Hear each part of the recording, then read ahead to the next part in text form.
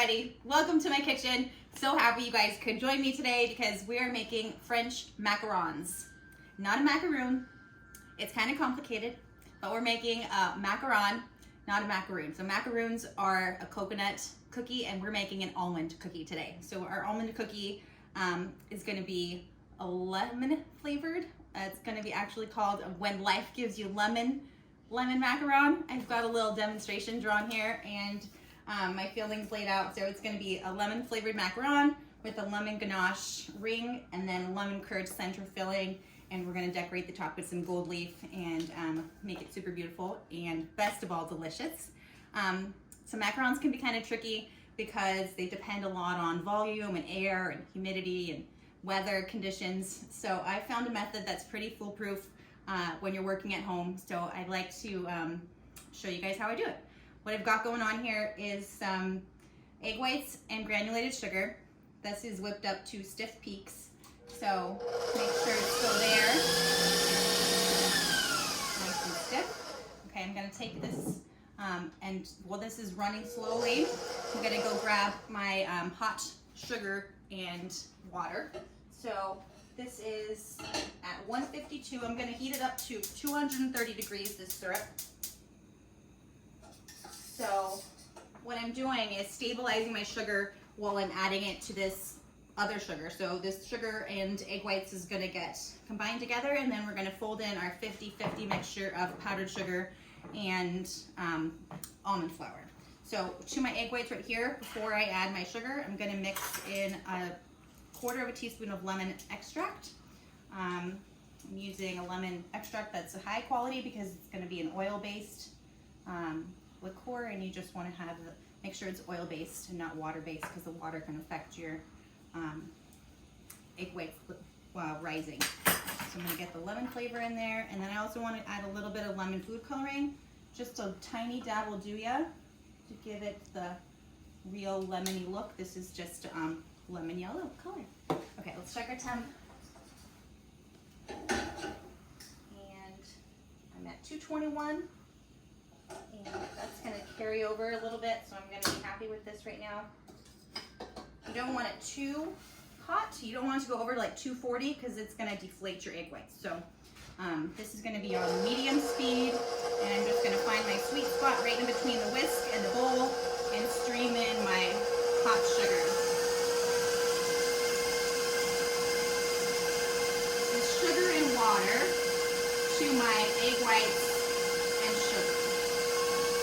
So macarons are really simple. They only have about 4 to 5 ingredients. These 4 and 5 ingredients though can make or break you. So this is gonna whip up. I've got my beautiful egg whites and my sugar whipped up to stiff peaks, and I've made it a pretty shade of yellow. I've gone a little bit brighter than what it's gonna actually look like because I'm gonna be folding in more egg whites and powdered sugar and almond flour right now. So this color is gonna fade a little bit. But this is the most kind of technical part is you want to make sure you have the right consistency of your macarons, so when you pipe them, they spread perfectly. So you want to make sure that you don't overwork your egg whites, and you try to keep as much air as possible in here. So I'm going to alternate adding some more egg whites, and I'm using just a measuring cup to transfer in my powdered sugar and almond flour. So I'm going to start with that and do a couple scoops of these. I'm going to be just really delicate when I'm folding it together and not overdoing any of this mixing. So I'm gonna just incorporate enough to where I can still see a little bit of the almond flour left over, and then I'll add in a little bit more of my egg whites. So I feel that this method gives you the most stable macaron because I've worked in different parts of the country where there's different climates, like say by the water where you have more moisture. I've worked in the South where there's a lot of humidity, and there's just like lots of actually rainstorms happen every day. So I've had to adapt different recipes, and I found that this one turns out the most consistent. So this has still got lots of thick, lovely volume to it. I'm gonna go in and add another third of my powdered sugar almond flour. I'm adding in this in thirds, and the egg whites in 2 additions. So these are really fun to make because they stay good for a long time. Once you make this cookie, they actually tend to get better over the next couple days. They kind of absorb all the flavors and actually become more delicious. So this cookie has been around in France for decades. A lot of cookies are called macarons, but they're not this technically the same version.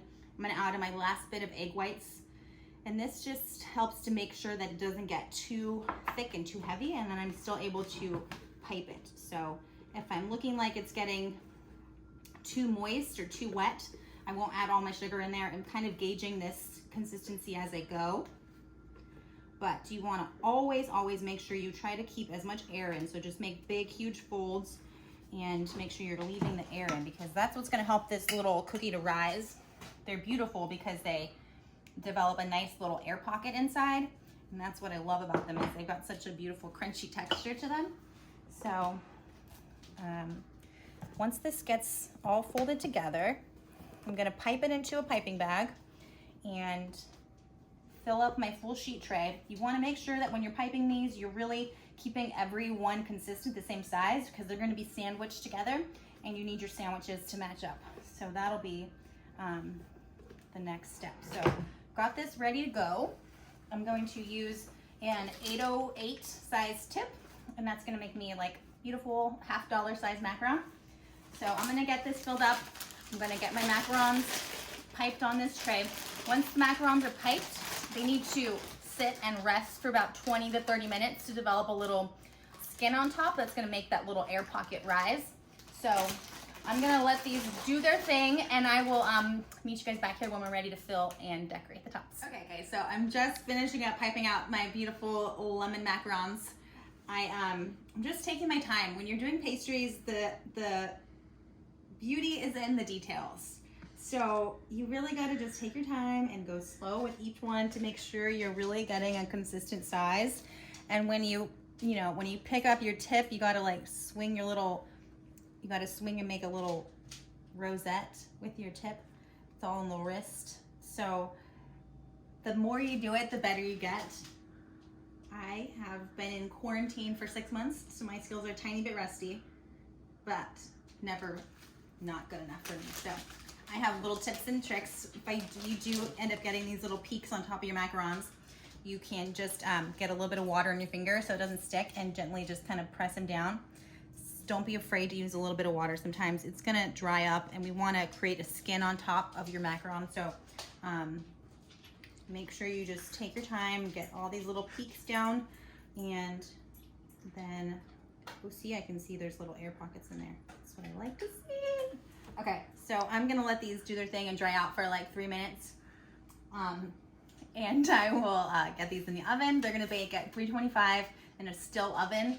No air, you wanna let them rise. Hi y'all, I am back here with my fresh baked macarons.